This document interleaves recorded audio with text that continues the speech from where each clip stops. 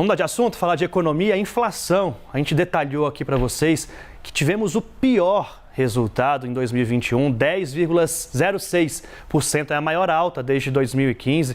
Então, é hora do nosso bate-papo. Priscila Asbeck, Thaís Herédia. Thaís Herédia, já falei oi para a Pri hoje, já matei as saudades da Pri, pelo menos no vídeo, porque pessoalmente não havia ainda. Você eu já vi, né, Thaís Herédia? Ainda bem, né? Que pena que a gente está assim, afastadinho, não estamos em volta da mesa do Rei Arthur, mas daqui a pouco a gente volta. Do bendito fruto, né, Pri? Como a gente brinca aqui. Hoje não tem bendito fruto, porque o Evandro está aí com o seu lado, Exatamente, né? Perdi meu posto por hora. Vamos falar de inflação, gente. Então, Pri, a gente conversava bastante sobre essa inflação, 10,06%. Então, em 23 anos, a gente tinha ali períodos que extrapolavam o teto, né? Detalha pra gente o peso desse número de 10,06 e também quanto que o governo previa, era muito abaixo disso.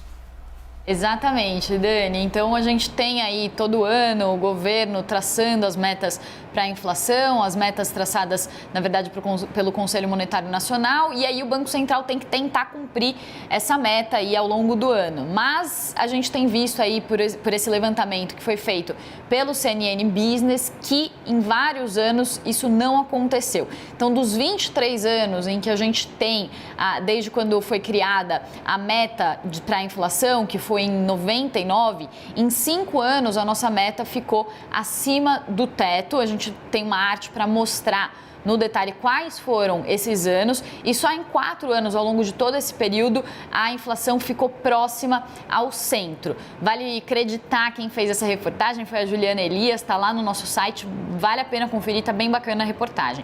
E ela mostra também que dos 270 meses avaliados aí durante esse período de 99 até agora, em 74%, a inflação ficou acima do centro da meta e em 33% ficou acima do teto da meta. Lembrando que a gente tem uma meta ali central e tem um intervalo de tolerância de 1,5 ponto percentual para cima ou para baixo. E aí, quais são os motivos, então, que explicam o fato de a gente estar sempre fora desse centro da meta e estar em 1/3 aí desse período todo acima do teto, inclusive, da meta? O professor Simão Silber, da Faculdade de Economia da USP, que é super conceituado aqui no Brasil, ele falou que a gente tem o estouro da meta resultante de 2 fatores principais, ou o dólar subindo ou uma política econômica equivocada. Então, no início dos anos 2000, que a gente está vendo aí que a inflação ficou acima do teto, o que provocou esse estouro da meta foi que a eleição do ex-presidente Lula gerou incertezas, isso fez o câmbio subir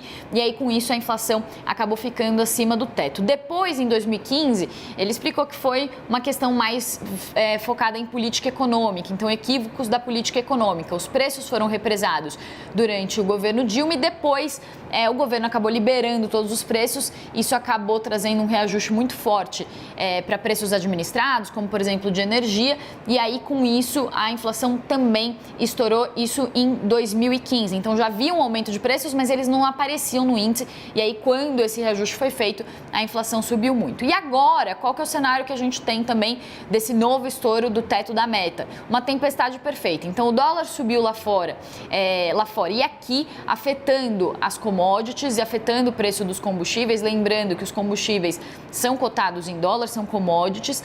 O preço do dólar, vale falar, piorou por causa de risco fiscal, PEC dos precatórios, que acabou mexendo com as nossas regras fiscais, acabou trazendo insegurança para o país, saída de dólar. A gente teve também um aumento do petróleo lá fora, que subiu no mundo todo. Aqui dentro tivemos efeitos climáticos, então crise hídrica batendo no preço de energia, batendo também crise hídrica, secas, geadas, batendo nos preços de alimentos. E também o professor Simão Silber colocou um outro ponto importante, que é o que o mercado está falando de o Banco Central ter ficado atrás da curva. Então, o Banco Central demorou para subir a taxa Selic, quando ela estava ali no patamar de 2% no começo de 2021. E agora o resultado que a gente tem é que o ano fechou 2021 com a Selic em 9,25% e com a inflação em 10%. Portanto, o Banco Central ficou atrás da curva, ele demorou para agir. E aí o que ele diz é que, para a gente arredondar aqui esse comentário, qual que seria uma possibilidade para a gente ter menos oscilação de uma inflação mais estável?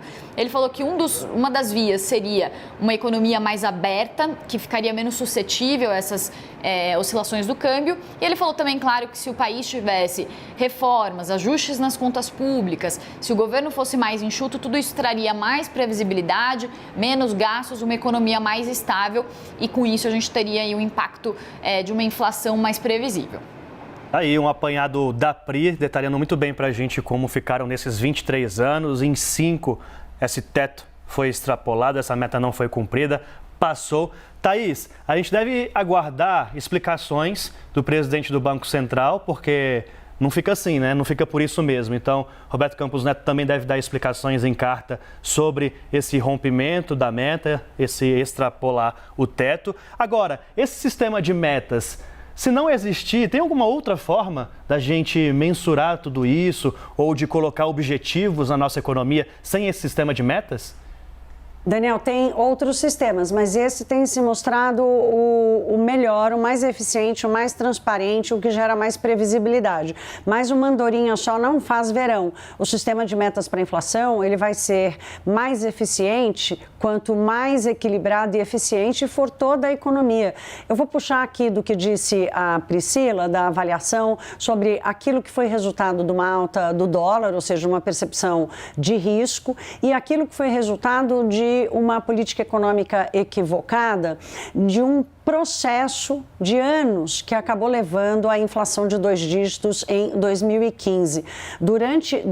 Entre 2011 e 2016, a inflação no Brasil não ficou nem um ano no centro da meta, ou seja, naquela meta estipulada pelo Conselho Monetário Nacional, que é um órgão formado por representantes do Poder Executivo, escolhidos pelo Presidente da República e também pelo Presidente do Banco Central, mas não é uma decisão exclusiva do Banco Central. O Banco Central tem um mandato para controlar o processo inflacionário, olhando para a meta de inflação que lhe foi estipulada e usando a taxa de juros como seu principal instrumento. A comunicação é também um instrumento importante porque ela gera credibilidade, ela gera uma relação de transparência, de confiança entre aquele que é o guardião da moeda e a sociedade. Então, esta carta que você diz que o Roberto Campos tem que escrever, ela é prevista na lei que criou o sistema de metas para a inflação, porque isso se chama, Daniel, responsabilização. Aquela pessoa que foi determinada, que foi escolhida para comandar o processo de controle inflacionário, ela tem que explicar à sociedade, isso serve para o Brasil e em outros lugares do mundo, o que deu errado e mostrar quais são os passos para adotar as medidas corretas. Agora, como eu disse há pouco, como uma andorinha só não faz verão, o sistema de metas para a inflação ele vai ser eficiente numa economia que tem, como a Priscila citou há pouco, uma economia mais aberta, porque o Brasil é um país muito importador. Se houver um choque de insumos lá fora, uma alta dos preços lá fora, daquilo que dependemos muito, vamos ter um reflexo muito maior. Temos que ter contas públicas equilibradas para que o gasto público não seja um fator de risco. Então, ter um instrumento correto num ambiente contaminado não adianta, porque o Banco Central sozinho, o próprio Roberto Campos já disse isso, que ele não é o piloto da estabilidade econômica. Ele é apenas o copiloto ou um engenheiro de voo, vamos dizer assim, na condução da economia de um país. O sistema de metas para a inflação, ele surgiu no início dos anos 90, a Nova Zelândia apontada como o primeiro país a ter adotado esse sistema, vários outros países seguiram o mesmo caminho, o Canadá e Reino Unido logo em seguida, o Chile como o primeiro país aqui da América Latina, o Brasil adotou em 99, ele tem como premissa, como eu disse há pouco, a previsibilidade, a inflação ela é um indicador importante porque ela determina como o poder de compra e o poder de investimento dos consumidores e das empresas pode se comportar ao longo dos anos. Isso significa fazer planos, isso significa conseguir olhar para o longo prazo. O que nós estamos vivendo hoje é uma conjuntura, uma tempestade perfeita em que fomos atacados por coisas que aconteceram lá fora do nosso controle e também por consequência de vários processos mal conduzidos ao longo do tempo aqui no Brasil. E por último, Daniel, a economia brasileira tem um aspecto que atrapalha muito o sistema de metas para a inflação, que é a indexação. Tudo aqui no Brasil tende a formar preço de olho na inflação que passou. Então, 10% de inflação em 2021 não pode ser referência para tudo que vai determinar os preços para frente, porque isso indica que a inflação vai durar mais tempo. Ou seja, não adianta a gente ter o sistema que é considerado o mais eficiente numa economia que ainda carrega muitas distorções e atrapalham o sistema a entregar aquilo que a sociedade precisa, que é uma moeda estabilizada, né? Aí o DDD, que tanta gente falou, né, ao longo de 2021, seguimos de olho na desindexação. Como é que é, Pri, os outros dois? Desindexação, Desvinculação e tem mais um. E desobrigação. Boa, tá aí. Mas isso é do orçamento, isso não tem nada a ver com a inflação, não. Valeu, Thaís, obrigado, viu? Priscila Asbeck também, a gente falando sobre economia e tem mais.